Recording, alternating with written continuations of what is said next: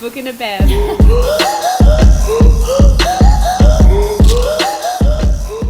All right.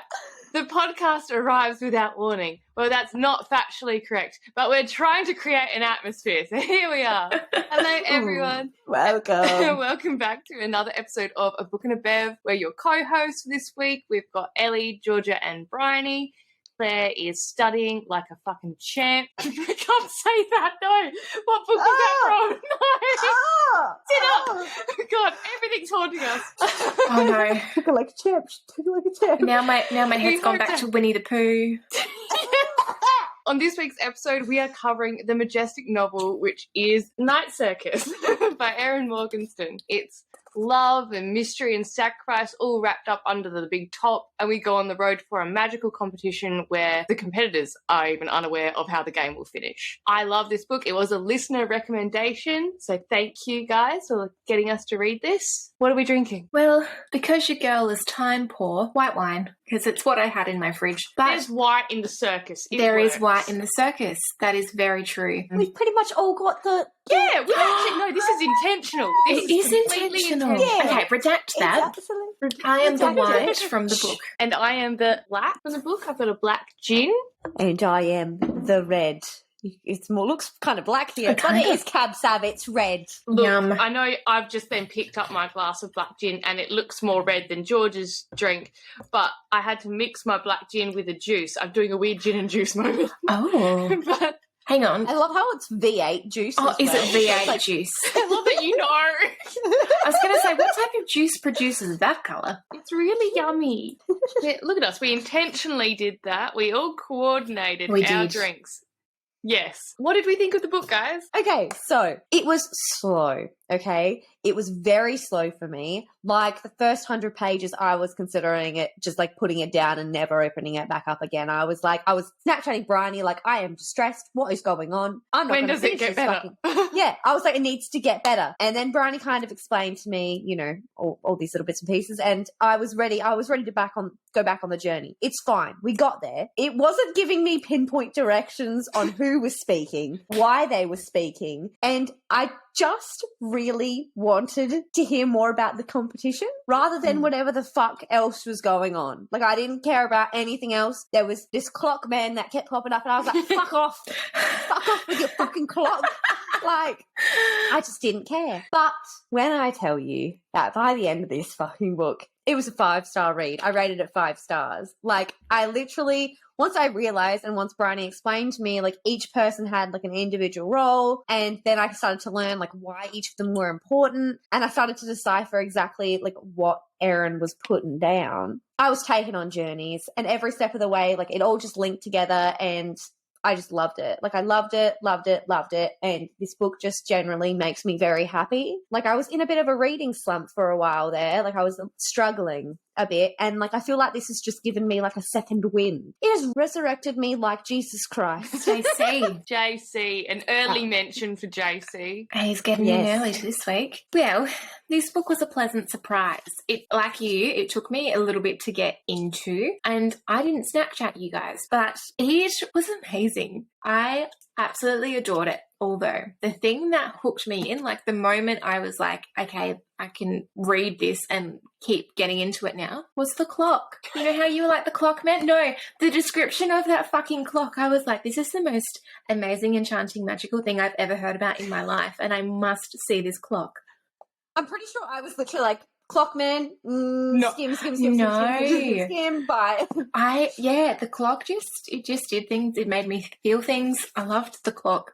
Anyway, it was a very beautiful clock. It was a very beautiful clock. The description was beautiful, yes, but I just was like, what is the competition? Yeah, what is that then? I was like, no, just give me more descriptions of the clocks, please.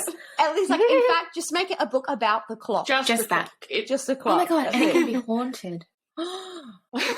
All right, I've got a new book coming to mind. There's actually a foreskin inside. There's a foreskin.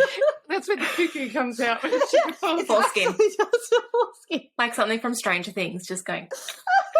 I imagine people that haven't listened to every episode just tuning in for like their favourite book, and we're just bringing foreskin in Yeah. every book. And they're like, why? There's nothing in here. It's Look, not even smutty. In the reverse of that, I think a lot of people who happened to cross our YouTube channel, the episode we did record All Your Perfects, which we named All of Your Foreskins, we're quite shocked to realise that it was actually a podcast about a book. I think there was a guy called Literally, this Peter. guy- Yes. Peter being like, timestamp for the foreskin. Yeah. Sorry, Peter. There is no foreskin. No foreskin. And yet it happened. They still expected it. So, look, I could take a book about a clock with foreskins any day. I could. If anyone's out there that wants to write it, as I said, I'm time poor. I can't produce that work. But if anyone else wants to, that tickles your fancy, let me know. Anywho. At least open. Ellie will open. sell that idea to you for a small, tidy sum that will set her and her children up for the rest of their lives. Exactly right. It is copyrighted. I know you're all just chomping at the bit to get your fingers on that juicy Need the plot line. foreskin clock. Anywho. Back to the book. Back to the Yeah, book. look. Felt like I was there watching it all unfold. I could like smell the popcorn and the caramel. Mm. Oh, I loved every part of it. It was so immersive and descriptive, but it wasn't too flourishy. Like it wasn't like she was trying to show off with her writing, which I really enjoyed. And yeah, loved it. Still don't really understand where Bailey fits into everything. Like he's just a rando, but that's okay. I forgot how beautiful this book was until we reread it for this episode. And like, I love a good standalone novel, and this is definitely a testament to why they are so good. It gives me like Addie LaRue vibes in that kind of whimsical writing, very like poetic. It's so cinematic in its descriptions, like Ellie said, it's so immersive. I do imagine the whole book kind of like a Sin City movie, like it's all in black and white, and then like the red scarves are just there, but that's just me being weird. Erin Morgenstern is just a wizard with the scenery, and then you're taken on this whirlwind where you don't know like which way is up or down. You're like, why are we talking about a clock? Who the fuck is Bailey? And then all of a sudden you're just like face first in a puddle of tears, but you're happy about it. Going into this the first time, I had no clue how the book was going to end, and I loved being surprised by their like romantic kind of better than Romeo and Juliet ending. I just loved it. Yeah, agreed. Let's jump in then. So, to assist with this book, we have basically 3 stories going at once. Number 1, we have Marco and Celia as competitors and everyone who is involved in the circus, which is our main storyline. Then number 2, we have Bailey's point of view, which crosses over with the end of Marco and Celia's point of view. And then finally, we have the story of someone going through the circus, which we find out is told by Widget at the end to Alexander, aka Mr. Greysuit. Greysuit. I will put my hand up if you hate this. Target me. I thought it would be a good idea for us to follow the timeline in a chronological order rather than as you read the books. Obviously, it's like jumping back and forth. You've got bits of Bailey, you've got bits of Marco and Celia and all the others, and then like random kind of chapter starts where it's someone going through the circus and you're in their point of view. And I just thought it'd be cool to kind of mix things up. So if you hate that, that is my fault. I'm very sorry. Some books, like for example, All Your Perfects was a fantastic example of how a time jump can be really crucial to the story. And I didn't think that Bailey, in the order his story was told, I didn't know that it necessarily added anything to the story. It was mystery. Yeah, but, just made me more confused. Yeah, for the sake of being confused, I felt. It, All right, cool. we jump into chapter 1, which starts in February 1873. We meet Hector Bowen, aka Prospero the Enchanter. He has received a special package, aka a child. It's like that TikTok where it's like, what's worse than a rapist? And then they pull the thing and it's a child. His immediate reaction is to discovering that he has a child is going, well, fuck. I might also have had the same reaction in his shoes. And that's about where our similarities end. Oh yeah, this guy's a dick. He is. He's a fucking asshole, and that is to say the least. So when faced with when he meets his daughter, she's 5 years old, and her name is Celia, much like our beloved Celia St. James from Evelyn Hugo. I forgot about that. Sorry to that listener who really doesn't like it when we go high pitched. Oh yeah, We will constantly be high pitched until the day we die. it's just our tone, okay? We can't help it. Oh dear. So Celia is only there with Prospero, what a fucking weird name, because her heartbroken mother committed suicide. She voluntarily yeeted herself from the chat. despite she did. the fact she had ongoing responsibilities elsewhere. Neither We've here seen this nor before. We've seen this before. He is not soft and gentle as a parental figure should be. No. He actually doesn't really give a shit about her until she gets pissed off at him and shatters a teacup in front of him with her mind, which isn't really something 5-year-olds should be able to do. It's a very interesting skill. It is an interesting skill. So he's like, oh, you're a little bit magic. I think I might like you. And then a couple months later, this random guy in a grey suit is watching Prospero perform, and his name is Alexander, and they are old acquaintances. I actually forgot his name was Alexander. I just kept referring to him as grey suit in my That's mind. me, exactly the same. Every time it said like Mr. A-H, I was like, no. Grey suit. Grey suit. And in my mind, he's bald. So then he actually just looks like that guy from Austin Powers, I just can't. Oh but God. like a bigger version. Hmm. Pretty much. Look, to be fair, his name isn't actually Alexander. Celia, the 5-year-old, is like, that's not his name. Yeah, that's But right. that's the name he's going by for Ah, whatever reason. didn't pick that up. But anyway, It's actually Mr. Greysuit. it is actually, you shall refer to me as Mr. Greysuit. But you could call me Alexander. You can call me Alexander. That's fine. rolls For off the short. tongue. So Hector, Not Alex. Not Alex. Alexander. Not Lexi. Alexander. Alexander. My name is actually Alex, but you can call me Alexander. I prefer Alexander. So Hector introduces Celia to Alexander, and this is where you start getting a little bit concerned because Hector goes, I'd like to play a game with you, and my Oh, child shall be my competitor, because that doesn't sound like trauma at all. So the game is set, and Alexander puts like a ring on Celia that burns into her skin. Again, trauma. At this point, That's just a child abuse. Child but abuse. That's fine. CPS need to be called in our state. JC? JC. JC, you're still here, mate. This is all right. There's no incest. There's no incest in this. You can come on back. Although magic, is that blasphemy? Can we not conduct magic in the Church of Also, Christ? he may be very fucking terrible to his daughter, like verbal abuse, possible physical abuse. but There's it's all right. physical. He like There's- breaks her wrist. Yeah, that's right. Cuts her fingertips. Yeah, he's a Yep. fucking cunt. He's Sorry, not ideal. JC. Sorry, Not- JC. not He's incest. sterile. I'm like talking to the corner, like he's there. He might be. Look, next time Look, I he's go always over to your watching. house, I'm going to bring like a little photo of a Jesus and just put stick it without telling you so that next time you go to talk to the corner. He's there. Jesus. Look, he's always watching. JC. He knows when you're sleeping, and he knows when. Oh no, that's He knows when you're awake. Father Christmas. Santa Same thing. Claus. They both come out Oh. around Christmas time, so relevant. Anywho, What? Oh, was Jesus. JC's birthday. Literally. Jesus. Okay. Why do we always get weirdly Jesus. religious? Look, I don't know. I have Okay. no answers I'm for us like- at this stage. No. Very confused and conflicted, but what's new? Apparently, as well, this isn't the first time they've played a game like this. And this time, Hector wants no time limits and no disclosure clauses. He wants to really push the boundaries. So then we leave that traumatic moment, and Alexander goes, well, he has a child, I need a child. So he goes to an orphanage and selects a child, which is very alarming. He just walks on in there. He doesn't even ask the boy for his name before he's like, you're the one. Let's You. go. Because he like throws his cane at him and he just like catches it and is like, okay. Yeah, Like, it's like, that is how you pick them. if you If I ever catch- go to adopt a child, I'll just throw a cane at them. it's not abuse. I'm trying to see if you're a magician. I don't make the rules. Oh, fuck. All right. Throughout the next 5 years, the two children are I changed. they are I've been chained. changed.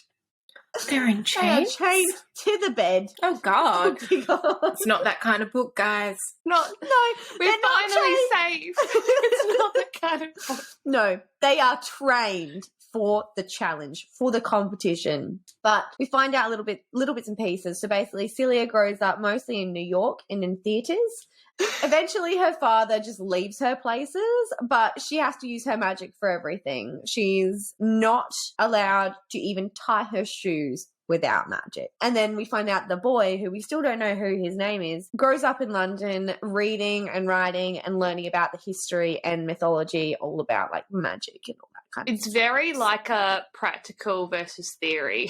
Yeah, it really Yeah. is. I much prefer the theory for this side of things. Oh, see, I much prefer the practical. I'm like, I I feel learned like through using my practical. magic. Yeah, I'm but like- if you had to take it in this scenario, Yeah, look, if I had to read a fuck ton or get abused, I would read a fuck ton. likewise. Yes, that is, yep. Actually, this is explaining a lot about me as a person, because I've just realised that every single time I have been offered the choice to do like a practical assessment, chosen not to and do the more theory side instead. It's all making sense. That Okay, tracks. we're done unpacking Ellie's weird therapy for today. Moving on. Both children ask for details about this challenge and they're given none. Therefore, we are given none and we've got no idea what the fuck is going on, but that's fine. So, Absolutely none. we have referenced abuse by Celia's dad, Prospera, the dickhead, and he has begun. So essentially he keeps like slitting the tips of her fingertips so she can then heal them herself with her magic fingers. And that just sounds like perfect. I'm sure all of the Amazing. parenting books advise that at some point of their development. He also asks his daughter to try and heal an injured bird, and when she fails, he promptly murders said bird, because that is not traumatic at all. God. Look, that is fucked up. That is so fucked up. Poor Celia. She's just trying to deal, you know?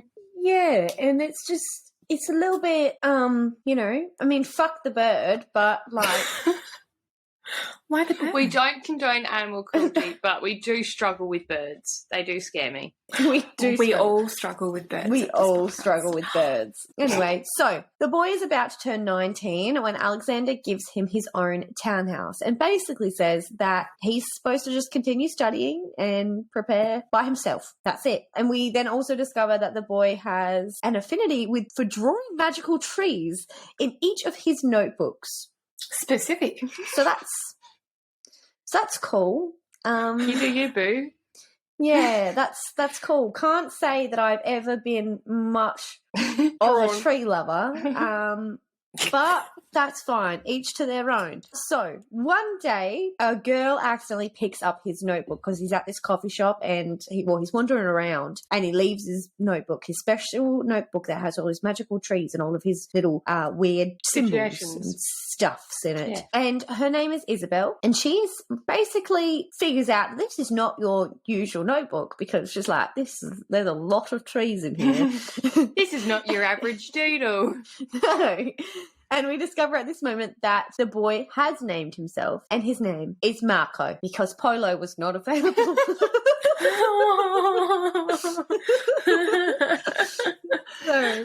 Sorry. Oh, I had to make a Marco Polo joke. I had been thinking about it for the last 2 days. So Marco and Isabel bond. Isabel is a tarot card reader, and she seems very trusting of a man she has just met. And Marco ends up immersing her into the illusion that he makes. Like he does like his little magic tricks. He's like, And he literally like covers her eyes, and it's like, how are you not freaking the fuck out, darling? I would literally be like, mate, you better take your hand off of my eyes, otherwise I'm going to break those fingers.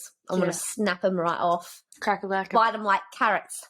So, throughout this book with Isabel, we get some cards that she references while she's doing readings for different people. And I went, you know what? Let's do some research. So I Googled it. So card one that she pulls up is, I'm going to butcher how you say it, but it's like Le Battler.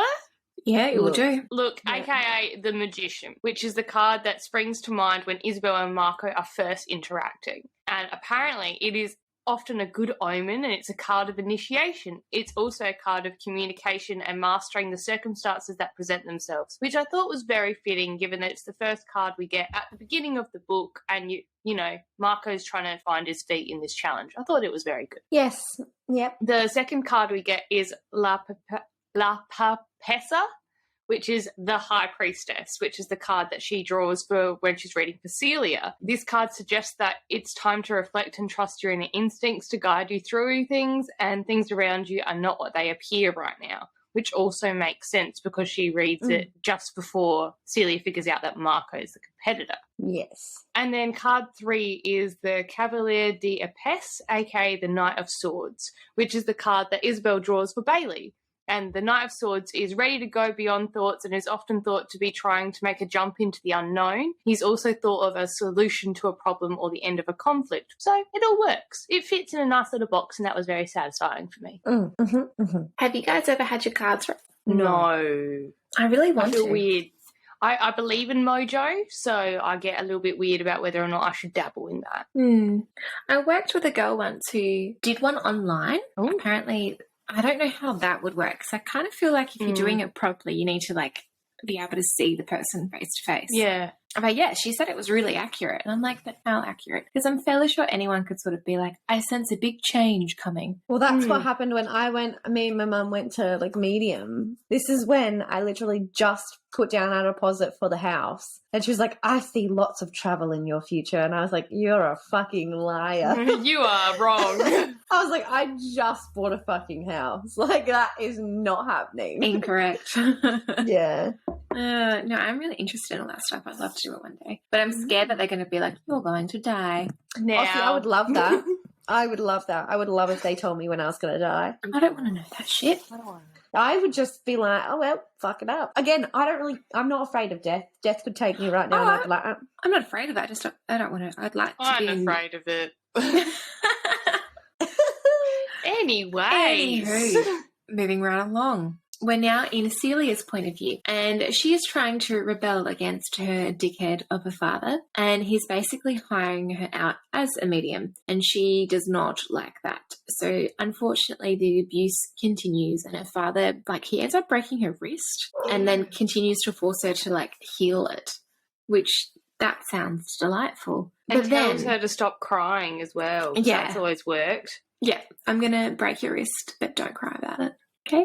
He then decides, in order for her to really, sell the look of being a medium, she needs to look the part, which is, in his mind, a circa 1990s heroin chic model, aka, fucking thin. So, Celia becomes so underweight that she begins fainting, and it's only at that point that he allows her to have a day off. Because he is, again, say it with me, a cunt. I can't. Yeah, I can't. You're a cunt. Marco, while Celia's going through that trauma, Marco is essentially living with Isabel at this stage when the man in the grey suit appears and says that he has a job interview for Marco to go to. This is then when we meet Chandress, Christophe Lefebvre? Fever? I don't know how you say that. I don't know where to put the syllable. Lefebvre. Lefebvre? Leaf. Basically, he's a Eurocentric funky uncle, aka a rich man with too much money and time on his hands, and Marco ends up becoming his assistant. Chandress basically has fancy midnight dinners at his mansion, as rich people do. So we get this quote when people are showing up for one of these dinners, and it's, "You prefer not to see the gears of the clock as to better tell the time," which is very applicable to a lot of people in this book that choose not to question what's happening and instead just go, well, it's all very pretty, isn't it? Literally, that would be me. Yeah, look, me too. Yeah, I would not care. I would be like, I'm not aging. Everything, I can just play some tricks. And there's I'm fine with magic? this. Fuck yeah. Sorry to that listener. Shout out. No, not sorry. So it is at one of these dinners that we meet some of the central cast to this book. So we have Madame Anna Padva. Padbuffer. Is there an A Is missing that there? MME.men. Oh, I've been saying Mimi the whole time. Yeah, I was like, Mimi? I thought that was short for Madame. Look, that would probably make sense. Oh, I'm Googling that. Live Google. Oh, So yes, it is the French abbreviation. Oh, fuck yeah. So, Madame? Ah, Madame Not Anna. meme or not Mimi. Fair enough. Every time I read it, I was like, Mimi? I just went with it as well. I was like, sure, they might do weird things in Romania. No, you guys were just like, fuck it up. Yeah. Fuck it up, them. We meet Madame Anna Padva. I'm going to say it's Padva. I'm Australian. I don't look too much into words. She is a Romanian prima ballerina turned fashion icon, Love which that is for her. wonderful. Then we eat. Oh, we eat Ethan. Ethan! Okay. I didn't think this book was going down that path, but here we are. No. We meet Mr. Ethan W. Barris, who is an engineer and an architect. We also then meet Tara and Lainey Burgess. Burgess? Yeah. Who are twin sisters who are incredibly observant. And then also we meet Mr. A.H. A.H. They're apparently his initials, a.k.a. Alexander, a.k.a. Alex, a.k.a. Mr. Greysuit. And then Marco is also here because he's also Just around. Chandresh's assistant. So, look, yes. Chandresh has a business idea for a circus, and that's why he's brought all these gifted minds together to create something spectacular. And the quote is, if we do things properly, it will undoubtedly take on a life of its own. Yes, it will. Yes, you have no idea, dude. Correct. Yes, and we should also say at this point, the part of the challenge that we do know is that Alexander was going to make the first move. He was going to somehow create an environment for the challenge to take place. And so somehow that's what he's done with this circus idea with Chandresh and putting Marco there. It's like the beginning of setting the stage for the challenge, but the challenge hasn't begun. Surprise. Anyway, so Hector Bowen, who is Celia's dickhead father, his death is announced in the paper, and while Celia is going through the condolences card, she receives a card that says, "Your move," aka the game has begun. Awesome. Which I was like, oh, interesting. Let's fucking go. Alarmingly, she then proceeds to give this card to what appears to be the ghost of her father. We haven't mentioned this also. In a previous chapter, there was like a moment where like she's talking, she walks into like a room and he's like, his arm is like invisible. Yeah, he's like in a window like, what's up? Yeah, and she's just like, okay. It's like when you walk into a room and someone's just like doing something really weird and you're like, okay, I'm just going to reverse out of here. Not someone whacking you off. Not someone beating someone off. Not someone beating themselves off. Oh no, I'm just spiraling. And Bryony's getting flashbacks. George is like, there's a lack of smut in this book, but I'm going to make it count. Basically, from here, Chandresh's midnight dinners have now become circus dinners. They have these dinners every now and again, like they're monthly, and they have entertainment for these fancy functions because, again, he's a rich man. So the entertainment for this particular evening arrives, and it is a girl called Tsukiko? Yes. How are we saying it? Tsukiko? I like that. Tsukiko. Kiko. You know when you see a word and instead of actually trying to pronounce it, you just yeet it. Like, that's every time her name came up, I was like, no, I'm not going to try it because I'm going to fuck it up. Look, it's to avoid fucking up, she's now Kiko. She's Kiko. When Kiko takes her coat off, she's covered in tattoos, and Marco is very distracted by this. I would also be distracted by this because tattooed girls are my weakness. Yes, I agree with this statement. So Kiko is a contortionist, and Chandresh that's not how you say it. Is it how I say it? Chandresh. Is it like a sh or an? I think it's a sh rather than a s. Yeah. I don't think it's a dress. Chandresh immediately recruits her as the first performer for the circus. We've met Kiko, contortionist, moving on. Now, we're at my scene. We're here. We're with the clock. Strap in, everyone.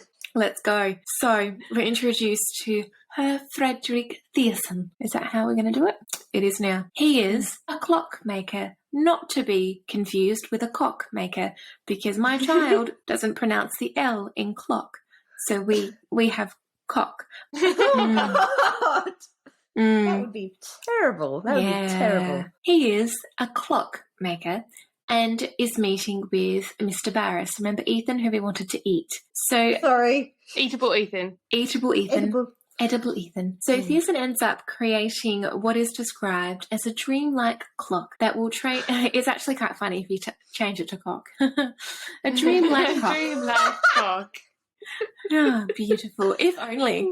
And I think that will change change the course of our lives. Oh, wow. A dreamlike cock. Sign me up, Mhm. bitch. Oh. So apparently this clock will change the course of his life. And when I say the enchanting description of this clock made me feel some sort of way, as I have already described, I would read you all out the description, but we probably don't have time. And, well, most people have already read the book who are listening to this, so reread at your leisure. I highly encourage you to do so. It's gorgeous. It's a beautiful clock. Not a beautiful clock. It is, though. Beautiful It is still a clock. I mean, yes, it is a clock. And every time I was like, why is this man? I mean, he plays a part in the end, you know? He But does. like, just like, man, who are you? He's a clockmaker, Georgia. He is a clockmaker. No, he's not. Integral. He's a cock maker. I fashion Likes cocks. cock. He likes to build cocks out of wood. Out of wood. Can you imagine walking? You're like, oh, do you have a? He's like, yes, I have hobbies. And you're like, oh, what do you do? He's like, oh, I'm a cock maker. And you're like, oh, I think he was meant to say clock. Clock. Go into the. It's just wooden spare bedroom. dildos. Just wooden dicks. Wooden everywhere. dicks. There are wooden dicks on every wall, and he has got a wooden clock with every time it cuckoos a dick flies out and hits you in the face.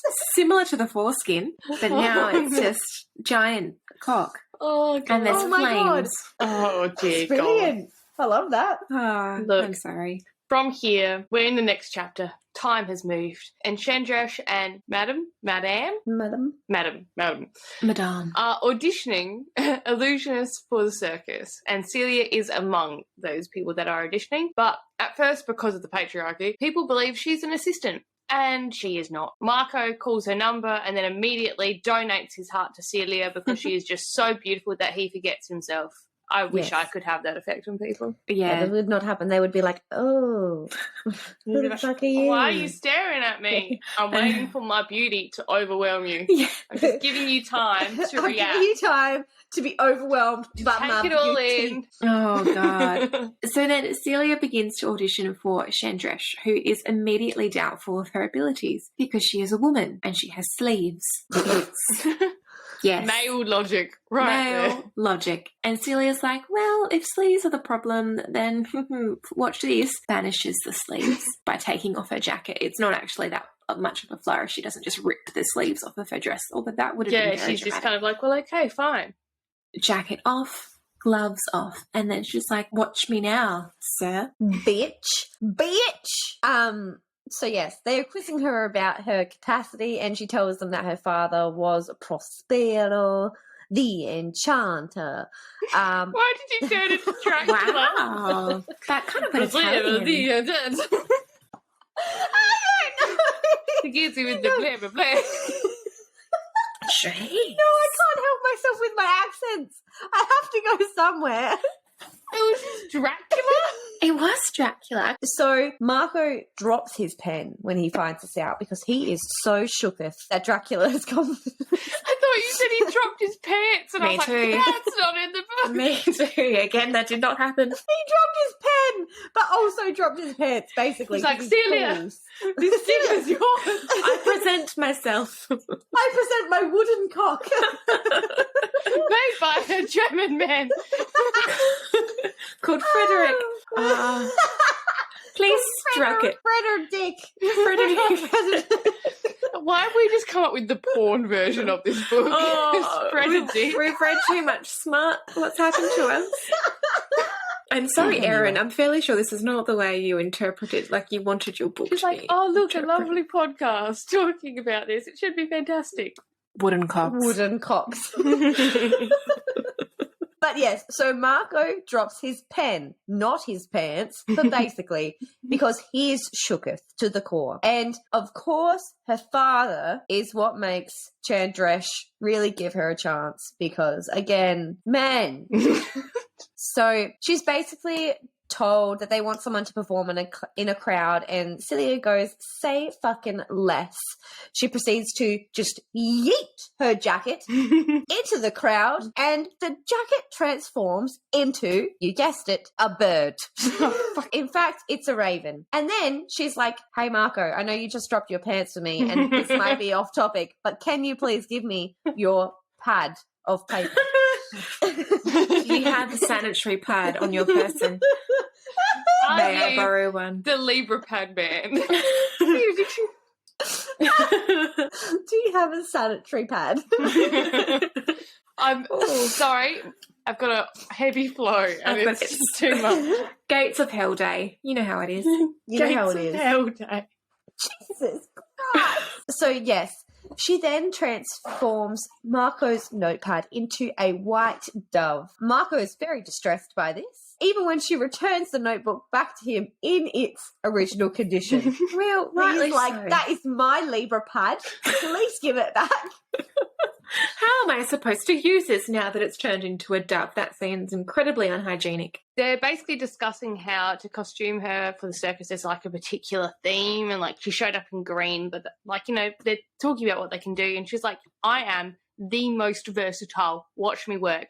And she basically transforms her green dress into like a black and white ombre type situation. Marco gasps.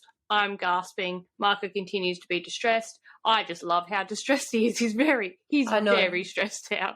He's very distressed. Madame is like, well, I wish her hair was darker, and Celia does that too. That would be a very handy skill to have if you could just fuck that shit up. Celia is then accepted into the circus, and Marco is having heart palpitations at this stage because he's realised that she is his opponent, and he is quite stressed because she is a very talented lady. And she's also very pretty. Very pretty. So then, Isabel, remember her, the girlfriend? Not sure if we are girlfriends yet, but anyway, she offers to act as a fortune teller for the circus to assist Marco from the inside. She'll be like his inside man and report back. And he's a bit like, ooh, not sure how that will go, but like whatever floats your boat. And at this point, I really didn't know what her role was going to be within the whole. Yeah. I felt a bit bad for her.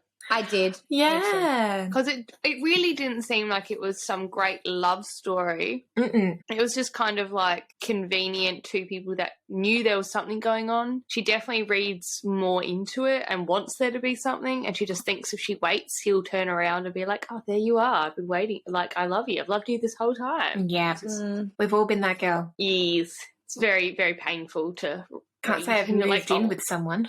Yeah, I've misread the signs that much that I'm like, I will now be in your apartment permanently as a fixture. And she pretty much is. She's not, you know, then he just kind of was like, whatever, you do you. Yeah. I'm going to come help you. And he's like, I'd rather you not. No, I am.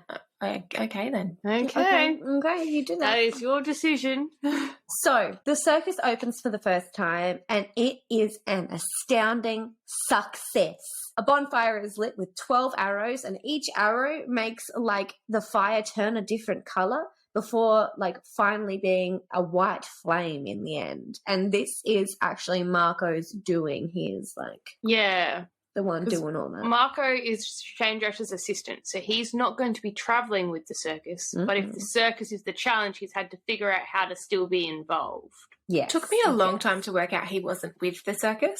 Yeah. He's very there without being there. Yes. So, yes, basically, when this happens, when he does this spell or whatever the fuck he's done, Celia feels the effects of the spell through her entire body. And we get this quote. She is still unsure who her opponent is, but whatever move has just been made, it has rattled her. She feels the entirety of the circus radiating around her as though a net has been thrown over it, trapping everything within the iron fence, fluttering like a butterfly. She wonders how she is supposed to retaliate. Dun, dun, dun! And just before sunset, so this is like opening night of the circus, colour theme, everything is black and white. Bryony is in Sin City. But just before sunset, one of the performers gives birth to twins called Winston and Penelope. They are nicknamed Poppet and Widget. And dear God, for a moment, I thought we had another Poppy and I was stressed. But no, it's Poppet. I was like, what the fuck are these fucking names? It just reminds me of, like, Pirates of the Caribbean. Come out, Poppet. Like, whatever you are. My concern here is the fact that she had a natural, like, home delivery in the back of a circus tent surrounded by lions with no medical intervention for twins. Yeah, look, that's a lot. R.I.P. her vagina, but she's fine. We pray for her vagina. We pray for the vagina. We pray for the clitoris. Yes. We jump forward a little bit and we're in 1887. Marco hasn't heard from Alexander in a hot minute and so decides to call on Mr. Greysuit. Mr. Greysuit appears and again provides no answers and no helpful hints about what the fuck the challenge is or what's happening or if he's even doing a good job. And Mr. Greysuit basically tells Marco to to never call on him again. So classic absent father figure. Men. He's doing a good job. So Celia is looking at a carousel, which she has created with edible Ethan. Her daddy ghost. Remember dickhead dad who's now ghost, now daddy ghost. Dickhead daddy ghost. Dickhead daddy ghost. He's not too happy about the pony ride or carousel. It's not pony, so it's like gargoyles and shit, isn't it? And wyverns. Yeah. Right. Weird shit.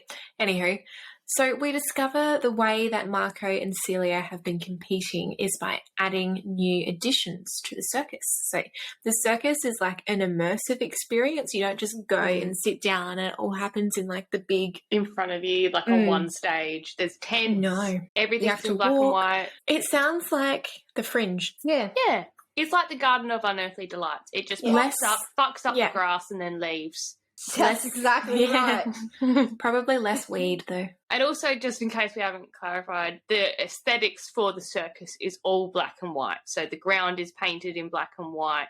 All the performers wear black and white. It is just, there's no colour, not a single bit of colour. But yeah, anyways, then we're back and Isabel writes to Marco to give him updates on how the circus is going because it's travelling the world. And he can't go because he's stuck back in London with Chandrash. But Isabel's letters aren't really giving him the juice he needs. But Marco told her to not even write Celia's name down because he's very paranoid. But he's now regretting it because he's become a little bit infatuated with the idea of her. And we get this quote, which is, he wants to know everything about her, how she spends her time when not performing, how she interacts with her audiences, how she takes her tea. He cannot bring himself to ask Isabel these things. And Marco is basically every one of us when we have a crush on someone, but we're trying to be chill. However, this is not cool, given that he is kind of dating or in a situationship with Isabel. It's a little bit conflicting. Yeah, I'm not sure. I'm conflicted. So there is a new tent at the circus, which means Marco has made another sneaky move.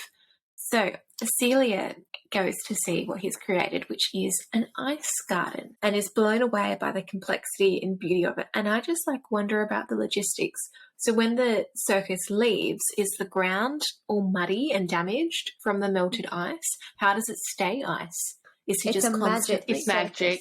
It is magic, but is it 24-hour magic? Yeah. And I think as well... yeah. From the descriptions we get in the point of view of going to Circus and Bailey, it's like the circus just appears and disappears like it was never there. So because of the magic in it, it doesn't leave, it doesn't fuck up the grass. Just to clarify, for Ellie, the environmentalist with us today, in fact, does not fuck up the grass. Okay. I'm glad to hear that, because if there was just some random patches, I'd be very displeased. I love George's Ellie the environmentalist, and I'm like, Ellie has turned into a dad looking at his lawn, being like, that is a good fucking lawn. Literally really Aiden, nice. when he fucking mows the lawn and the lawn starts growing and looking nice, he's like, that's a nice lawn. He would just go out there and lie on the lawn, and I'm like... So, moving right on from there, the circus has arrived back in London, and Isabel goes to see Marco, and she's wearing a very weird bracelet of their hair braided together, which is very unsettling. And is this the charm that she had on them, or is this just some weird kink that she has? Because it's very disturbing. Look, it's a bit of a mix, because I even rereading, I was trying to figure out, because even after, you read it at the bottom of one page and you turn the next and then it says it's disappeared from her wrist. So I'm like, where has it gone? And then when she breaks the binding thing she's got later, there's a hat and ribbons, and but there's no hair. But there's no hair, so I don't know what this is. And do you know what it reminds me of? Oh no, Caleb. Oh, this is something Caleb would do. Not Credence. Why would you bring Credence back into We've this, just Ellie? recovered. Ellie. Because it's hair sniffing. Ellie. It's the same level as hair sniffing, and you can't convince me otherwise. Yeah, look, fair. I was trying to root for Isabel. I was like, I'm here to support you, girl. You're in love with the wrong person. And then she brought out the hair bracelet, and I was like, well, this is what I mean. I would have been okay with, Isabel. I would have been okay with, even, I think back to Caleb, sniffing the hair. At least he did it to her face, He went up to her with confidence and sniffed that fucking hair. This bitch has the hair secretly on her wrist. braided. And that gives me weird little vibes, friendship bracelet. especially because it's braided. That makes me more unsettled. Because she spent a lot of time on it, you know. You know, she sat there and she taped it and she's crossed them all over and she's smoothed them all out. Well, she's brushed them with a little brush. Oh, no. Oh. Stop. No. That just gave me shivers. That's the ick. Isabel is no longer supported. We're done. We're done with Isabel, the hair braider. She's yeeted. So now we go and we are with Frederick. Yay, Freddie. Clockman. Clockman. Yep, that's him. So he George is finally... I'm so excited with this information. So he goes to the circus. And he is bewitched. He starts fixating on the circus and trying to replicate the clock that he made for it. Now he's back in his little cock workshop making all those cocks and he's putting like little fancy jugglers on some cocks and other cocks have little hats on some. Little hat with a hat. A cock with a hat and a scarf, a red scarf.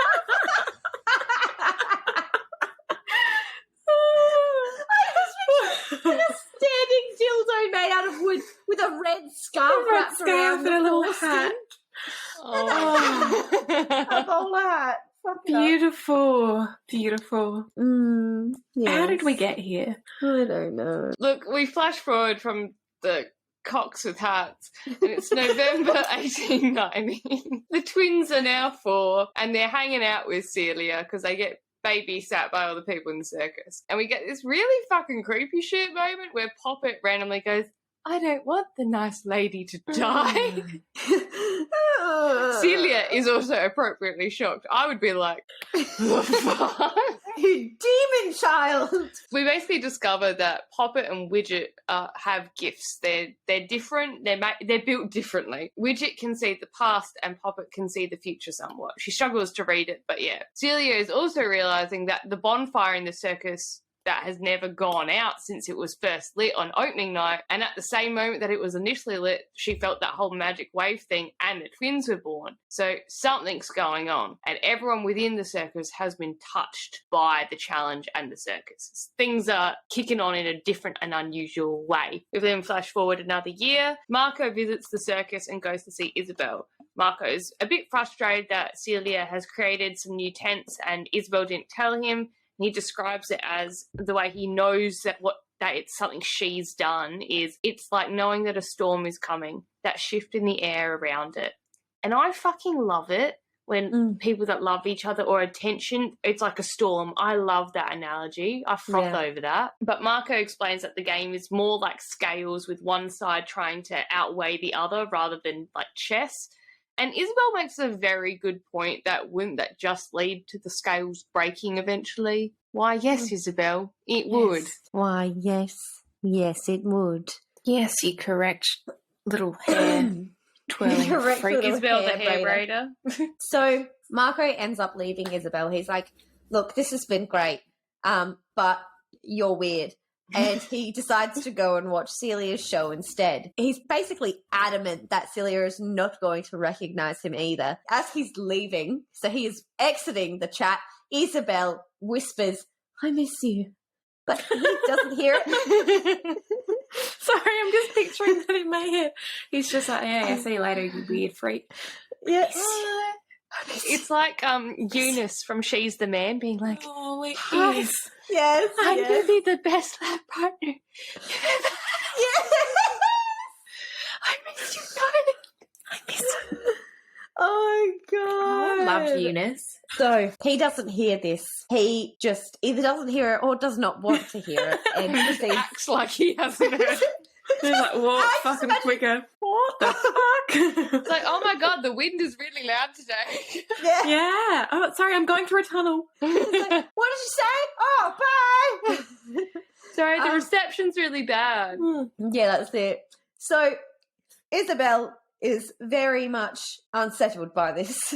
She draws a tarot card at this moment, but doesn't return it to the deck. I think it wasn't the angel. Oh, wait, yeah, was it an That's angel? it. Yeah, it was the flaming angel. What does a flaming angel mean? I didn't look that one up. I was just looking for the names. It meant balance, I think. Actively protect what you've created or earned. Oh, well, I was way off.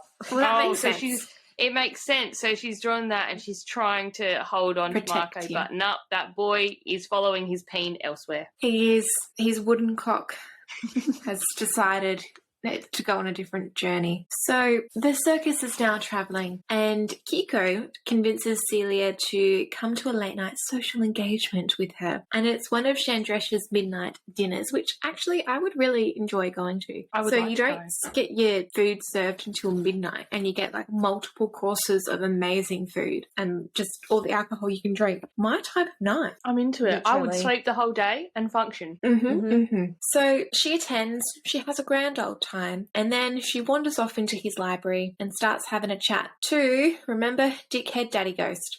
So unfortunately their little chat is interrupted by Marco, who's like, oh, hi, are you talking to the books or what's going on? And you know, I have spoken to my books before, so not that weird. So fuck you, Marco. Yeah, Fuck you, Marco. She goes back to the dinner, and it's during the dinner that we get this interchange, which I just loved. So Madam is like, well, we shall have to loosen those corset laces if we intend to keep you as intimate dinner company. And Celia just responds with, I expected the corset unlacing would take place after dinner. I was like, you saucy minx, I love it. Tee-hee. Everyone laughs, and then Chandresh says that we shall be keeping Miss Bowen as intimate company regardless of the state of her corset. And then he gestures at Marco and is like, make a note of that. And Marco just responds with, Miss Bowen's corset is duly noted, sir. And everyone laughs, but Marco's given like Celia the steamy eyes, and I just, I have a weakness for eye contact. Oh my god! I love it. Not sorry. High-pitched screaming.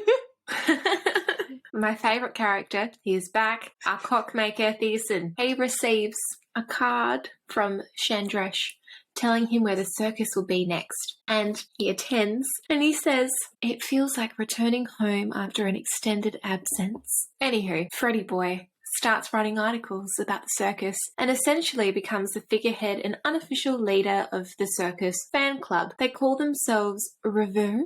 I feel like it's a fancy way to say review. Pretty much. Yeah, look, Revies, Revheads. The Rev Heads. And The redheads. Woo! The redheads. Oh, because they wear red. Oh my god.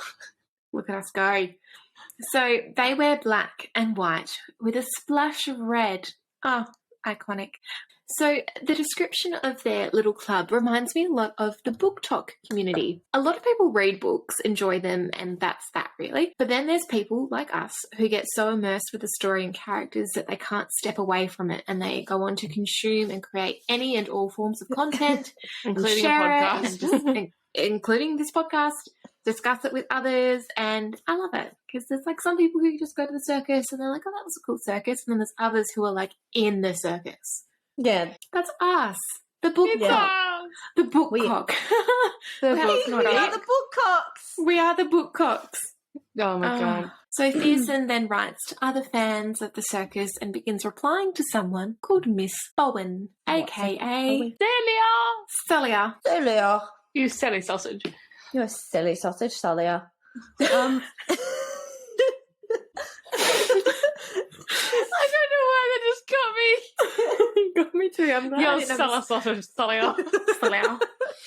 Celia. Okay, so Marco meets with Mr. Barrett, Mr. Edible Ethan, who knows about the challenge from Celia. Ethan has been basically involved with the circus to make the magical look more believable. We basically find out that Ethan is going to be like a neutral in their competition and is going to help both parties in the matter. In an unprecedented move, Celia and Marco begin to create new tents in collaboration with each other. Away from the circus, Marco is designing tents with space for her to respond, and the quote is, he composes chambers that lead into others that Celia has created, stairs that wind around her halls, leaving spaces open for her to respond. And I don't know why, but I loved it. Yeah, there was lots of parts like that just like got me, Mm-hmm. hit Just me. so beautiful. That writing is just, oh. I know. It's very reminiscent of the clock description. It's not the cock description. No, You know what we're going to get Georgia for her birthday, Ellie? a A big clock. wooden cock. Be careful. Moving right along. Yeah. Edible Ethan receives a visit from one of the sisters, Tara Burgess, and she is not entirely okay. We discover that ever since the circus began, those who were involved or in it has stopped aging, and Tara has noticed this and thinks it's quite odd that is taking a bit of a toll on her mental health, as it would. Ethan's not really that phased and has found a way to travel and cope with what he doesn't understand, but Tara's not really dealing with it. She wants answers, and Edible Ethan's just not about that life. Instead, he directs her to Grey Suit, which may have been a mistake. Oops. Yeah. Oh, it was definitely a mistake. That was a poor decision. The circus is then in Prague, but it's closed for the night due to bad weather. So Celia ends up finding Isabel in like a cafe and asks her to read her cards. They get this whole scene where Isabel's trying to act really chill, but she's shocked by whatever she reads in the tarots, and it's that high priestess card. What I really get excited about is as Celia leaves the cafe, she takes an umbrella, she leaves, but mid-walk she realizes that it's not her umbrella. In fact, the umbrella is spelled to keep her dry, like the rain is just bouncing off. And then Marco appears in a part of the world he's not meant to be in and says, I think you have my umbrella. And this is when Celia goes, oh my God, you're my competitor. That is a moment where she's just laughing in the rain because she's kind of relieved to finally know who it is. And he's just looking at her kind of like, wow, you're just laughing in the rain? That's a bit odd. But he asks her to join him for a drink to speak with him, but she says no and swaps umbrellas and runs away. Yeah, she just eats it. She's like no, nah, vanish. I'm good. I know who you are now, and that's all I needed. We then jump November of 1894. Poppet and Widget are just chilling when Poppet is discussing a vision that she's trying to figure out. She also says that she's expecting, like they're expecting company. And then just to fuck it all up, Widget ends up telling Poppet a story about a wizard who gets imprisoned in a tree. Just to yeet past all that. It's just a whole fever dream chapter. Every time Poppet and Widget pop up. Exactly. It was very odd to follow. But now we're back with our sister friend, Tara Burgess. And for some reason, all I have in my brain when I read that name is Tara from Sons of Anarchy. Anywho. Tara. Back to Tara. She's not sleeping well and she's really struggling. That will do that to a person. I know first-hand experience. No sleep equals weird shit starts to happen. She eventually decides to call on Mr. Greysuit, but he kind of messes with her head. Like he puts some shit in there that wasn't in there before, and he deposits her at the train station. And she watches him argue with someone that is translucent, which is Dickhead Dead Daddy. Yeah. She is so confused on that she doesn't watch where she is walking, and we have a moment reminiscent of one of my favourite musical of all time, Fame. Oh, yeah. I'm doing that. That was a beautiful rendition. Thank you. So she steps out in front of a train and bam, she is dead. The cock is back. Thiessen meets with the girl he's been writing to, who turns out to be the illusionist from the circus, Celia, and they become friends. And look, I'd become friends with him too if I had the chance, because I like his cockwork. Yeah, so do I. I'll become friends with him because of his cockwork. We're then at Tara's funeral, which is very sad. Kiko and Isabel are discussing things afterwards, and Kiko asks Isabel if she has had any broken bones or the sniffles or anything since the circus began, and that's when Isabel realizes that she hasn't. In fact, no one has. And I like that they talk about even no one else has been born or died or been injured or unwell since the circus began, and that is not for the lack of the acrobatics trying, apparently. We get these two quotes from Kiko, which is, "We're in a fishbowl, dear, very carefully monitored fish, watched from all angles. If one of us floats to the top, it was not an accident. And if it was an accident, I worry that the watchers are not as careful as they should be." Another quote is, "The cracks are beginning to show. Sooner or later, it is bound to break." See, the whole book, this bitch, was given off the vibes that she knew all. You know what I mean? Yeah, she knew things. Powerful. That's what I was feeling. I was like, she knows things that she ain't given on. I don't know what's happening. She gave me weird vibes. So she did. So we're at another midnight dinner again, and Celia is looking hot as fuck. I love it. She has a dress on that was meant to be one of her costumes, but it was too distracting because it was like iridescent silver that clung to her curves, which I can understand that would be distracting, yes. So Marco agrees with that, and he is besotted with her all night. Chandresh, increasingly sloppy and forgetful, as am I. Oh dear. So after dinner, Celia misplaces her shawl. Her shawl? What Shawl? the fuck is that? Shawl? It's a scarf. It's like a fancy scarf that you wear. Oh. Bolero. So after dinner, Celia misplaced her fucking zebra. No, bolero, not sombrero. Shawl. Like a shawl. Shawl. Like to put over your shoulders when it's chilly. No. Shawl. No. What is it called? The Shawl. fucking no. Bolero? No. Burrito? No. Sombrero. Cardigan? the thing that they put over themselves. Poncho? I was calling it a sombrero. I was like, a burrito? So A after tortilla? after dinner, Celia misplaces her poncho, and Marco has it. He has her poncho, and he asks her to have a drink with him. The quote is, "The intensity of his gaze is even stronger than it had been when it was focused on the back of her neck. And while Celia can feel the coercion of it, a technique her father was always fond of, there is something genuine as well, something almost like a plea." She agrees, of course. She's like, "I will definitely have a drink with you now because you have my poncho." I can't part with my poncho. Celia and Marco finally discuss things. They play Marco Polo. Celia has the traumatic past. Marco I'm just uses... picturing them in the house, and she's like, Marco, and he's like, Celia and Marco finally discuss things. Celia has a traumatic past. Marco uses persuasion to help him get what he wants in a non-sexual predator way, if you get what we're meaning. Look, not creepy. Her dad, creepy. Marco, not creepy. Not creepy. Isabel, possibly creepy. Definitely Possibly creepy. It's while they're talking that Celia realizes that Marco has been altering his face for everyone, and she tells him to drop the act with her. And the quote we get is, "The false face had been handsome, yes, but consciously so, as though he was too aware of his own attractiveness, something that Celia found distinctly unappealing, which relatable. And there was something else, a hollowness that was likely the result of the illusion, an impression that he was not entirely present in the room. But now there was a different person standing next to her, much more present, as if a barrier had been removed between them." I love this because then the tension starts building. She realizes she's seen him at her shows with this face. Marco says, "Do you remember all of your audiences?" Celia says, "Not all of them, but I remember the people who look at me the way that you do." Marco says, "What way might that be?" And Celia goes, "As though they cannot decide if they are afraid of me or they want to kiss me."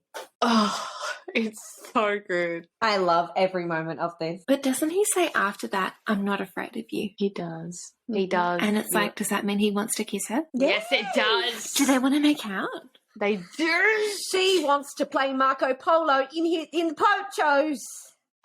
Anyway. In the poncho? The ponchos. With the wooden cocks. God. Oh, that would be really terrifying if you played Marco Polo and then someone just ran out with a wooden cock with a hat and a fucking scarf on. You'd be like, ah! Dead daddy's watching in the corner. Very disappointed. Look, Marco takes Celia on a tour of the house, which is unusual given that it's not his house, but he does kind of live there, so it's fine. And they're having a little bit of like a demo for each other with some playing cards. And I don't know why, but I found there's this bit where, so he takes off his jacket and is like playing with the cards, kind of being like, here, we're going to do a demo. And she takes off she's got her shawl back. She takes it back off again and drops her poncho on his jacket. And I, for some reason, found the jackets being discarded on top of each other very arousing. What? Brian is like, I'm finding these I'm in my like Bridgerton Pride and Prejudice era where I'm like, even like Right. the simplest, the intimacy of a near touch. Yeah. It's too much. The Yeah. placement of the jackets It's too much. specifically. Shout out to Vampire Diaries for intimacy of a near touch. But anyway, Yes. the demo then gets a little bit disturbing when Celia demonstrates how much control she has over like physical bodies, and she can just heal herself. So she just like stabs her hand and goes, "Look, we're fine." That would be such a cool trick to pull out, though. Like, if you're in a tense negotiation at work, you could just be like, look, this is how little fucks I give. See that? I love you're like that, and I'm like, it'd be really handy because I always cut my legs while shaving. Yeah. Yeah, I always get paper cuts. The tour continues, and so does attention. Celia allows Marco to show her an illusion, and then they end up lying in a special reading room on some pillows. They talk about which tent is their favourite, and the tension is astronomical at this stage. And I kind of feel like if I could show someone an illusion, it probably wouldn't be like a tropical island or we're on like a weird boat with paper. It would likely just be a bed. Like, this is my happy place, my bed. You're not It's in just it. darkness. I'm unconscious. That's my happy place. That's my happy place. You're not here. Sorry about it. I would be Anyway. shameless at recreating book scenes. Oh, yeah. I'm just lying next to Celia and Marco being like, "You're doing great, sweetie." Yeah, literally. Yeah. Oh my God, Valaris. Imagine if you could just create an illusion of Valaris. Oh. Anyway, this moment is not about us. It's about them. And the quote is, he longs to reach over and touch her, but he resists, fearful of destroying the delicate camaraderie they are building. He steals glances instead, watching the way the light falls over her skin. Several times he catches her regarding him in a similar way, and the moments when she holds his eyes with hers are sublime. Jesus Christ, it's I'm so loving it. oh. I'm loving it. So they go to get up from their cushions, and he gives her his hand to help her stand up. And we get this sizzling moment where the quote is, "It's the first time he has touched her bare skin. The reaction in the air is immediate. A sudden charge ripples through the room, crisp and bright. The chandelier begins to shake." Apparently, like, their energy is just too much, and sometimes Celia can get a bit overwhelmed, so it just causes like a literal environmental change. And then they're walking through the empty ballroom, and Marco touches her again, but this time he focuses his energy on her energy, and the quote is, "Without the concern for the effect she might be having on the surroundings, she is able to relax into the sensation instead of resisting it. It is exquisite. It is the way she has felt in so many of his tents, the thrill of being surrounded by something wondrous and fantastical, only magnified and focused directly on her. The feel of his skin against hers reverberates across her entire body, though his fingers remain entwined in hers." Oh my God, it's so beautiful. It's just, oh, I love it. It's gorgeous. So, September 1897, we meet Bailey. Little Bailey is sitting in a tree. What's with all the fucking trees? So yeah, sitting in a tree with his sister and some friends, and they are playing Truth or Dare. And Bailey is dared to break into the Night Circus during the day. Naughty boy. Bailey is, of course, a very big fan of the circus, and he is like, fuck yeah, I'll do it, fuck it up. Goes into the circus and bumps into a girl with beautiful red hair or orange hair. It's hair that is red or orange. She's a ranger. She's a ranger. ranger. She's a Rang, ranger. rang. Yep. So the girl ends up escorting him out of the circus because she's like, "You should not be here, you naughty little boy. Go back to your tree." And he's like, "I need proof that I've been in here. Like, otherwise they're not gonna believe me that I did my dare." So she's like, "Here you go, take my glove." And that's it, really. She then says, as he's leaving, "You're welcome, Bailey." And it's only after he's basically halfway back to his little tree that he realizes that he never actually told her his name. So now it's very creepy. It's very unusual. Weird. Very weird. We're now at the 13-year anniversary of the circus. Chandresh is hosting the celebration and everyone is in colour. So we've got gowns of all sorts of things happening, and Celia is in this amazing dress that changes colour to complement whoever she is closest to. Can you imagine? My skin tone could never. Oh, look. I am a We can only hope for the full best. autumn at best. Anyway, Chandresh makes a long and twisted speech and everyone ignores the line where he talks about how no one is aging. Which, can I have some of that magical juice because Yeah. my forehead says otherwise. Yeah, look, I Look at frown all a lot. these. Look at all these. I frown a lot. Yeah, I'm constantly like this. When I read, I'm like this. Mm. I don't really have. I don't have those. I have a. I I just have it need to all. lift up like one side of my face because I feel like I sleep on one side and now like that side's like slightly lower than the other side. Yeah. I also have that. I always I've sleep got on this that, side. but to be fair, I do have a lopsided face, so there's some other factors there. If anyone's watching the YouTube channel, please enjoy.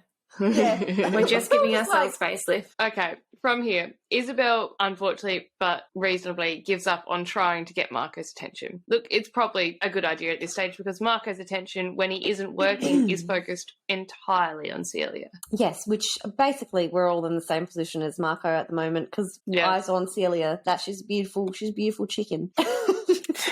What the fuck is with all the birds this week? Silly Celia.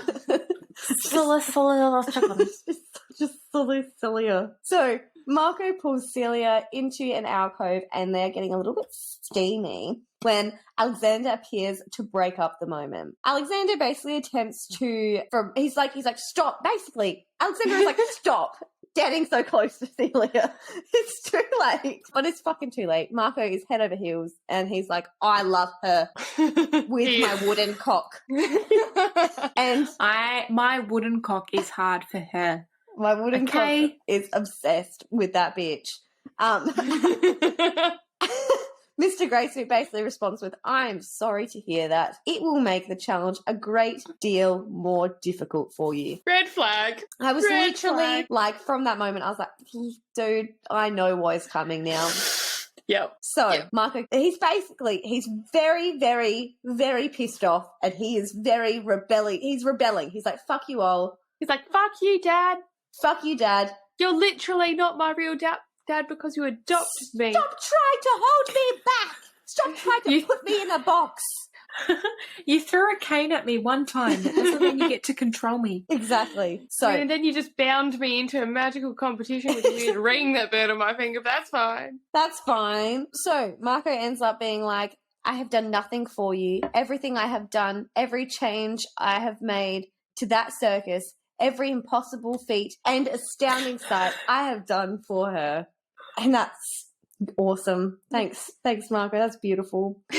Mr. Grey Hat doesn't really acknowledge his emotional torment and just basically makes Marco all the more mad. So Did Marco, you just call him Mr. Grey Hat? I mean, I'm sure he's got a hat, you know? At this point. Marco storms off because he's been a bit emotional and he walks past Isabel, who was close enough to hear that entire conversation where he confessed his love, but he doesn't really see her. That's so unfortunate. So unfortunate. And he storms into the ballroom while everyone's just dancing and he just pulls Celia away from the dance she was in and pulls her into a tight embrace. And the quote is, Marco pulls her to him in an emerald embrace so close that no distinction remains between where his suit ends and her gown begins. To Celia, there is suddenly no one else in the room as he holds her in his arms. But before she can vocalize her surprise, his lips close over hers and she is lost in wordless bliss. Marco kisses her as though they are the only two people in the world. Oh! And then he immediately, like, their lips part and he, like, releases her back into the population and just erases everyone's memory of that moment and keeps storming off. And it's like, that's dramatic. He's just had a full-on emotional breakdown. He's like, I shan't. I shan't. Turns, leaves. Exit stage left. As did Tara. Oh, Jesus, fuck it up. Oh, dear. Anywho, Chandrash is not coping with life.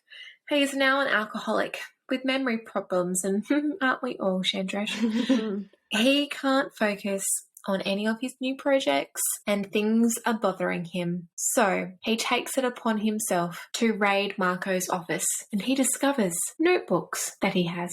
And he has all of this information hidden away about the circus, including a notebook with everyone's names in a list and a lock of their hair taped next to it. Isabel was meant to be the weird hair one, and now you're just out here with a book of it. Yeah, what's happening? Not okay. First of all, how did he get it? Mm-hmm. Did he magically just snip a piece off? Or Did he donated. Did he disguise himself as a wooden cock and break everyone's home through their wooden Oh no! cocks? What's that mythical? No! Is it the Troy thing when they're all in the wooden horse and they Yes. roll on Trojan in? horse. The Trojan horse. wooden cock.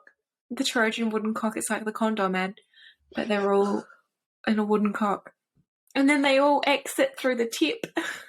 They're just like little spurts of ejaculation. Oh my god! Oh no. Oh dear. This was meant to be a Amazing. beautiful book, guys. We've really Luke. fucked it. We have. If you've learnt nothing by now, it's just not to have any faith in us. Literally. We're very perverted. So, then Marco, once he discovers that Chandresh has read his journal of hair, they have a little altercation, and Marco wipes his memory immediately because he's like, you cannot remember my weird journal of hair. I shan't allow it. I can't. I shan't. Except Dead Daddy Ghost is just hanging on out there. And he's like, hang on, Chandresh, let's have a little chat. And off he goes to go talk to the old drunk man while he's in his translucent state. So that went down well. Oh god, it's all happening. Lainey Burgess is then travelling the globe questioning what has happened to her twin who exited stage left. She speaks with Madame and then Mr. Barris, and then finally she speaks with Celia. Celia ultimately tells her what is happening with the circus. Lainey then puts Celia in her place, essentially, by saying, like, you will not be able to put us back together if you break us, bitch. So we are not a teacup, I think was her words. Yeah. They just like knock something off, and she's like, why didn't you stop it from breaking? Yeah, what's wrong with you? And then Celia's like, but I was very surprised. Celia's like, I don't really know why I didn't. I just didn't want to. It was just a silly teacup. So it's a bit traumatic, but anyways, we flash forward. Celia finishes the show and Marco is waiting in the back row. And he has been in every show that night, and I love it. Mm-hmm. Marco then shows her another illusion, and we get this really hot fucking moment where he puts his hands on her waist and spins her around so that her back is like against his chest, and then whispers in her ear, watch, as he builds the illusion around them. They then stand in like a darkened forest of softly glowing poem-covered trees, and the poems are covered in love stories. Celia finally tells Marco that her father basically shed his physical form. There's this whole thing about a wine glass, but the enchantment went wrong, and now he isn't grounded anywhere, so he's kind of half in, half out of existence, hence Dead Daddy Ghost. So, the illusion then changes, and they're on a ship of poetry in a dark, starlit ocean. They're having, like, a Jack and Rose moment on the bow of the ship, but it's made of books, which is kind of weird. It doesn't sound like it's very seaworthy, but that's okay. He asks her to call him by his name because that's a big turn on. Even though they are in love, she has never used his name, which seems odd. But just before things get steamy, Celia turns away. She doesn't want to make things more complicated than they already are. And I just want them to hurry up and fuck. Yeah. Literally. So from here, Celia shows Marco that they are bound to the circus, and if they try to leave, they experience like ridiculous levels of pain. So they're stuck in the competition until it's done. Celia says, we cannot feel the bars unless we push against them. My father says it would be easier if we did not concern ourselves with each other. Perhaps he is right. And Marco says, I've tried to let you go, and I cannot stop thinking of you. I cannot stop dreaming of you, dreaming about you. I can't even talk. I'm just like so moved. I'm moved. It's beautiful. We discover that Marco has basically used the bonfire in the circus as his power source for all the magic, but Celia is her own power source, meaning that every time she loses control around Marco, the circus and all of its inhabitants are at risk, which I like. That is a very big warning sign. That seems like a problem. And the chapter ends with them basically agreeing to try and be chill. And Marco says, when all of this is over, no matter which one of us wins, I will not let you go so easily. Agreed? And Celia agrees. I love that. For those who are also watching the YouTube, you'll notice that Ellie has had to run off. She is a mother, and unfortunately these mother things happen sometimes. Yeah, Babies come first. Babies come first before us talking about wooden cocks. So we will try to steer the ship in Ellie's absence. That we shall. So you've just got the two extremely unhinged ones. So, like, good luck. Awesome. Cracks knuckles, let's go. Let's fucking go. Okay, so yes, we are in October/November 1901.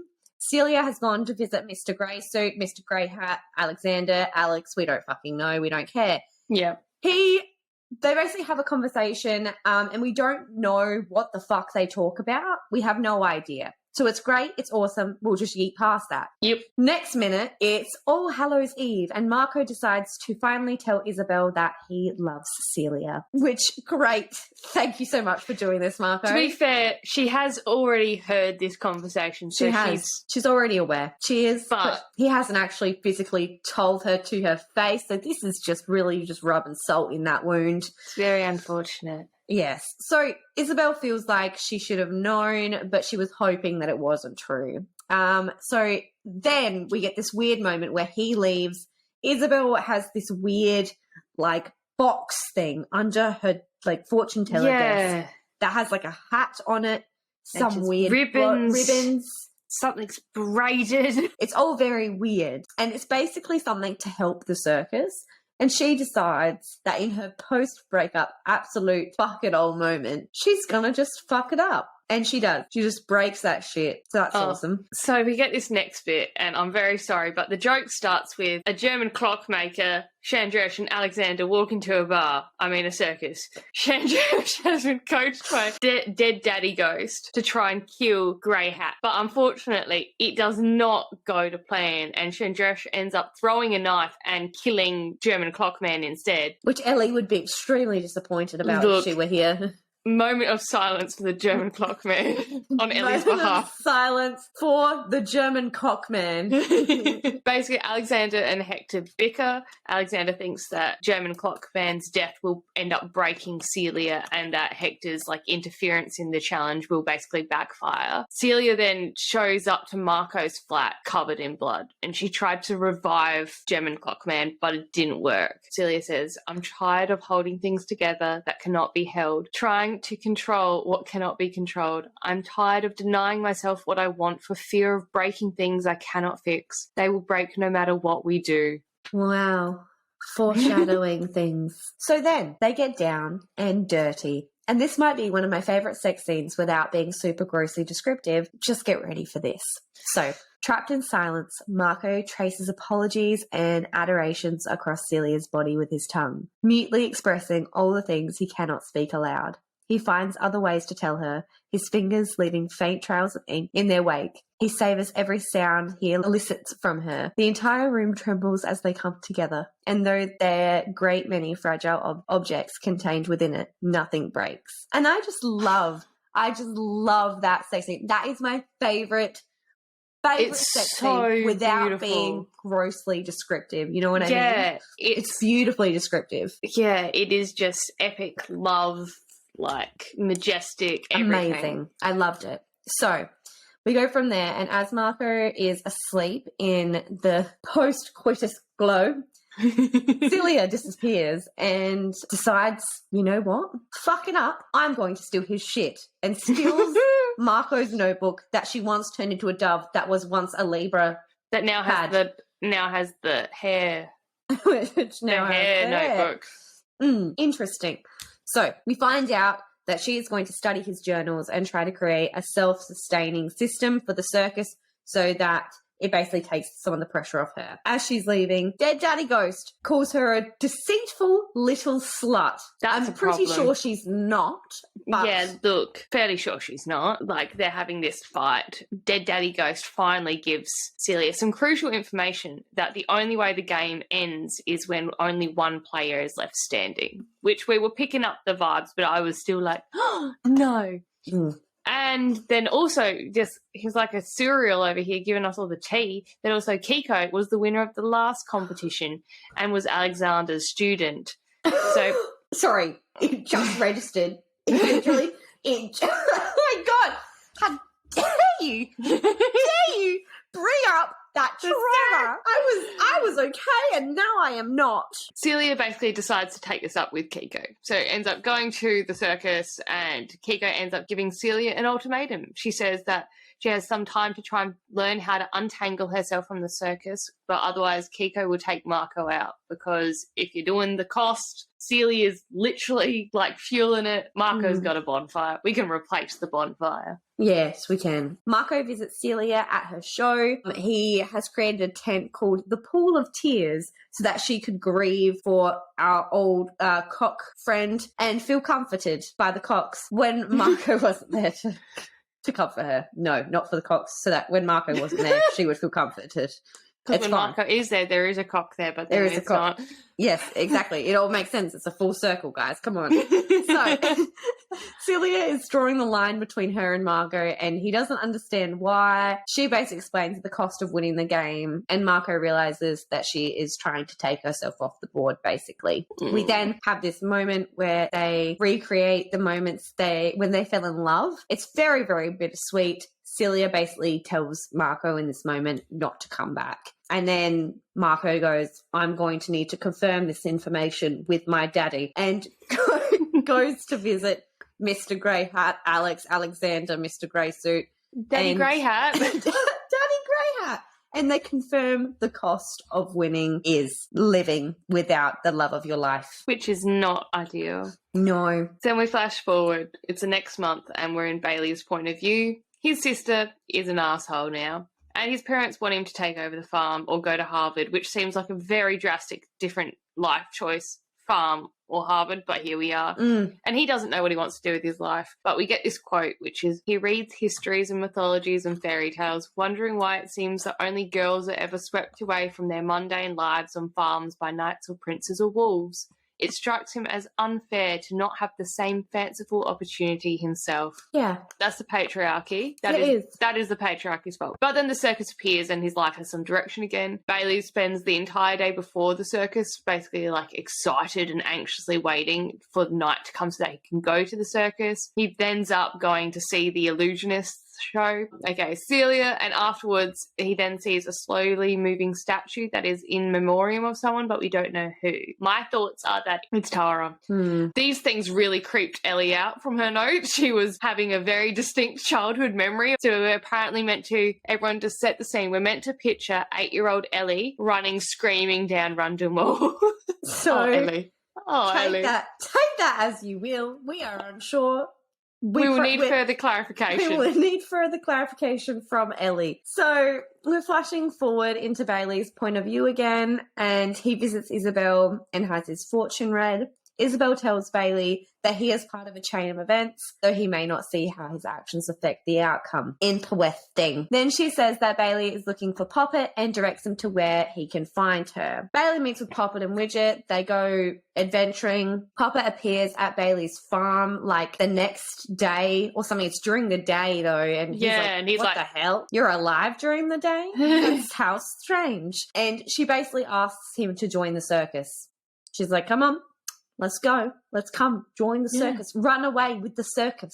She's like, don't come tonight if you're not planning on leaving with us. But if you're planning on leaving, come. She then kisses Bailey on the lips, and he knows from that moment, he's like, I am hooked. That bitch. I'm in the circus. But he loses track of time, and he does not show up. In time. And then because of situations, the circus has left early. Yes. As well. It's very unfortunate events. Isabel has left the circus and ends up seeing Marco in London. Isabel says to him, I used to think that if she were gone, you would come back to me. And Marco responds with, if she were gone, I would be nothing. You should think better of yourself than to settle for that. Jesus, that's trauma. So Marco then apologizes to Isabel. Isabel says that she read for someone recently who she thought might be a solution to the circus problem, but she didn't say anything. That's helpful. Awesome. Thanks, Isabel. Thanks. She then blows some weird powder in his face, and then I was like, oh dear, oh God, where is this going? That's a cocaine fever dream. He teleports him back to the circus, just yeets him there. Yep. She then steals his briefcase. It just fucks off. She's like, that's mine, yeet. and just takes the suitcase and runs away. Look, Marco wakes up in the circus and Kiko's there and begins to lead him through the circus and kind of doing like an almost villain monologue where she tells him that like she gave Isabel the power to teleport him. She's the last student of Grey Top Hat Guy and she won her game. That game was 83 years, 6 months and 21 days ago, which she looks fantastic for her age. Kiko also loved her opponent, who then turned herself into a pillar of ash and died. Yeah, very weird. Kiko plans to basically imprison Marco in the bonfire, like the story that Widget told of the wizard who was imprisoned in the tree, which again, trees. And it was that story was even as a consequence of foolish love. So it all loops back around and loops and dupes. But then... It loops and dupes, just bits and bobs. But then Celia is there. Kiko tells her to leave, and the quote is, "I have been surrounded by love letters. You two have built each other for years, encased in tents. It reminds me of what it was to be with her. It is wonderful and it is terrible. I am not yet prepared to give it up, but you are letting it fade." Celia has not been able to find a way to save the circus without her, and Marco is not as much part of the circus as Celia is, so Kiko proposes to solve the problem by just removing Marco from the equation. She's going to eat him from the chat. Yeah, she is going to force him stage left, and Marco agrees to it. The quote is, "I would rather burn by her side than live without her." Oh my God. It's so beautiful. Many feelings. It's so beautiful. Fuck me up. So Kiko goes to light Marco on fire. Kiko is like, "I'm going to light this bitch on fire." But then no, Celia is running. Neither of them see her until it's too late, and Celia has leapt into Marco's arms. It's very dramatic. It's very dramatic. It's beautiful. It is. I'm crying. Absolutely. So the quote is, "Marco knows he does not have time to push her away, so he pulls her close, burying his face in her hair, his bowler hat torn from his head by the wind. And then pain starts, sharp, ripping pain, as though he is being pulled apart. 'Trust me,' Celia whispers in his ear. And then he stops fighting it, forgetting everything but her." Oh, look, there's an explosion and then they both disappear. The circus bonfire goes out and Kiko just sits and waits. At this stage, we're all like, what is happening? What is going on? Where are they? Where's Bailey? We're a bit confused, but then we figure it out. Confused, yes. Bailey is in trying to follow the circus because they left early, but he was meaning to come and join them. So then he ends up chasing the Night Circus with a bunch of the Book Talk fandom. The reviewers, or whatever the fuck their faces are basically helping Bailey, and they catch a train and they dress him. It's all very lovely. And when they finally arrive at the circus, Bailey can see smoke over the tents and he starts running because he just knows that something is deeply wrong. He breaks into the circus regardless of the weather and the day and discovers that the bonfire's out. Bailey then ends up bumping into Kiko, and Kiko ominously says that he's late and that they're waiting for him. How odd. Like, what do you mean, Kiko? Yeah, this bitch knows things, as we know. She does know things. It's confirmed now. But you know what I mean. We're in Celia's point of view, and she's trying to basically, when they exploded, she's trying to do for herself and for Marco what her father failed to do.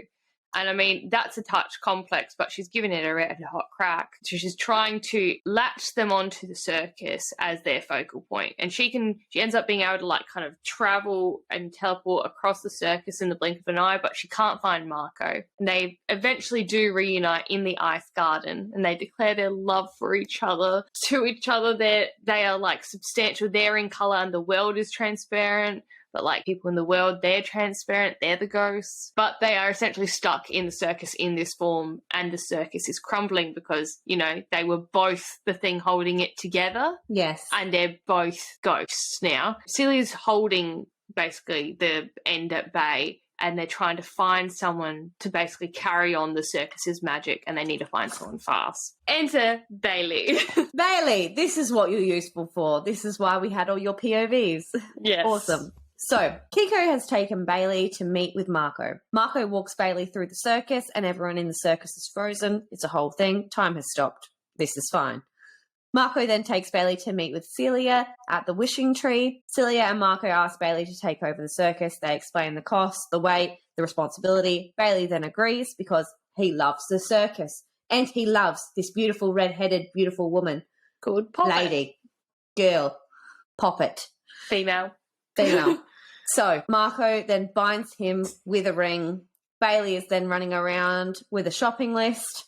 Marco and Celia give him tasks to do quickly so that he can restart the bonfire and essentially restart the heart of the circus. It works, and the circus is saved. So we then jump to... Are we jumping? Well, kind of. It's final chapter. Yeah, look. We're jumping one whole month. It's a jump. It's a jump. December 1902. Poppet, Widget, and Bailey are now the leaders of the circus. Poppet visits Chandresh and gets him to sign over all his claims to the circus, and she also helps ease his distressed little mind so that he may move on. Because, again, he's just been losing... He's been traumatised. He's been fucking losing it. So Widget basically visits Alexander and tells him a story in exchange for his claim on the circus, which I really enjoyed this. Yeah. We get this quote from Alexander, which is, when the battles are fought and won and lost, when the pirates find their treasures and the dragons eat their foes for breakfast with a nice cup of lapsang souchong, I'm thinking that's a tea. Someone needs to tell their bits of overlapping narrative. There's magic in that. It's in the listener, and for each and every ear, it will be different, and it will affect them in ways they can never predict. From the mundane to the profound, you may tell a tale that takes up a residence in someone's soul, becomes their blood and self and purpose. That tale will move them and drive them, and who knows what they might do because of it. And isn't that the fucking truth? That's Literally. my TED Talk. That's why we love these books, because it just changes who we are. And it becomes my whole personality. For like a week. Exactly. Oh, I'm just so thankful for books all the time. Literally, it's thankful for books because not only are they brilliant, but they make you meet the most wonderful people, aka the podcast people. So, the story Widget tells is the one that we have been reading this entire time. The anonymous point of view that someone has, we've been reading through with someone experienced the circus. That's actually Widget, yeah. He's telling the story. Which is great because it literally, the line is literally the beginning of the fucking book. Yeah. And I just loved how it was full circle. I thought that's brilliant. I love that. I loved it so much. I usually don't like the books that are like, and it was all a dream. But this was a nice twist on that. Yeah. Yeah, I loved it. Oh, I loved as well, I forgot to say earlier, the competition is there and there's challenges and they don't even really know the way to deal with it. But at no stage do they try to talk each other out of it. Yeah. They try to say, no, you should stop competing or you should give up. Like, even when they love each other and it means they're not going to be able to be with each other, they just go, yeah, go for it. Like, do your best. Yeah. Like, yeah. I loved that. Well, that's it, y'all. Now. Let's just see this. Ellie has definitely said that she is back. Apparently... She's literally in all caps. I'm back with my girl T Swift for this one. Strap in your titties, so it goes. Oh, it's the song So It Goes. Yes. It is the song So It Goes. We're doing it in Ellie's honour. Okay, you ready for the lyrics? Yes. I'm supporting you, Ellie. I'm channeling my inner Ellie. See you in the dark. All eyes on you, my magician. All eyes on us. You make everyone disappear and cut me into pieces. Gold cage, hostage to my feelings, back against the wall. Tripping when you're gone. Oh my goodness. Okay. And then there's literally another verse that goes, met you in a bar. All eyes on me, you're illusionist. All eyes on us. I make all your grey days clear and wear you like a necklace. Oh my God, it's the foreskin necklace. Oh my God, it's the foreskin necklace. Oh no. Well done, Ellie. Well done. Well done. Oh my God. And then literally the song ends with, come here dressed in black now.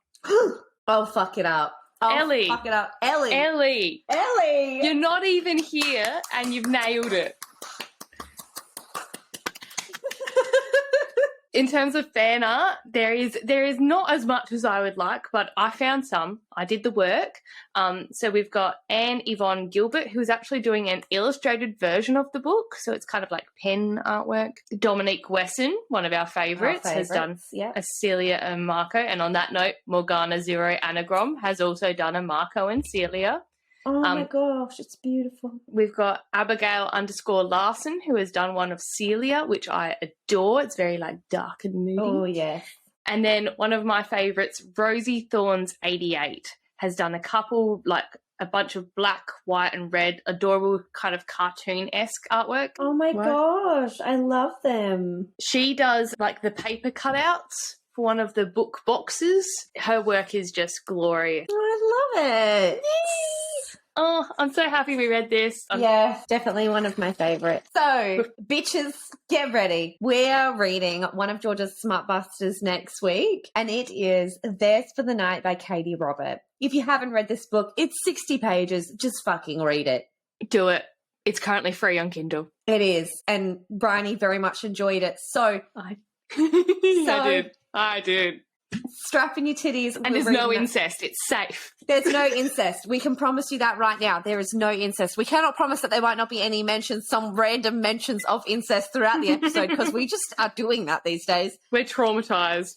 We've got PTSD. We definitely do. So strap in your titties. Now we're going to shake the fuck up of the fishbowl and pull another one.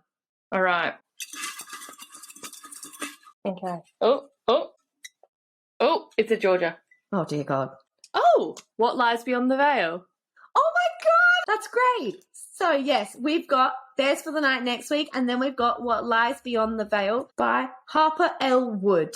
I'm so excited. Apparently, it is very much, I think it was like Akatar vibe, but spicy. That's a nice. Yeah, love that. So very excited. Well, thank you for joining us for another episode of A Book and a Bev. I know this one was a little bit different than normal, so hopefully you guys still enjoyed it. Please remember to like, follow, and subscribe on all of the places and all of the things. Again, we are hoping to do a giveaway soon when Georgia hits 10K on TikTok. If you would like that giveaway to happen, you know what to do. Find her on TikTok. Yes, it's a bit unhinged, but we're fine.